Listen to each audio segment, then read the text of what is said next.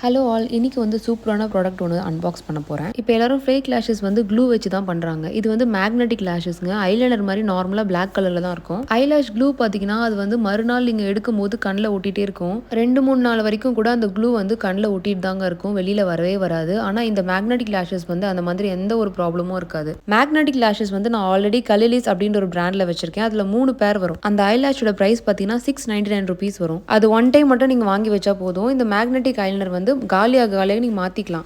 எனக்கு காலி ஆயிடுச்சு. ஸோ அதனால $300 கொடுத்து இது வாங்கியிருந்தேன்.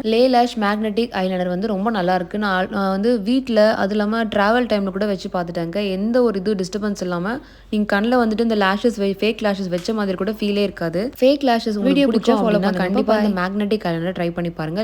லேஷ் பிராண்ட்.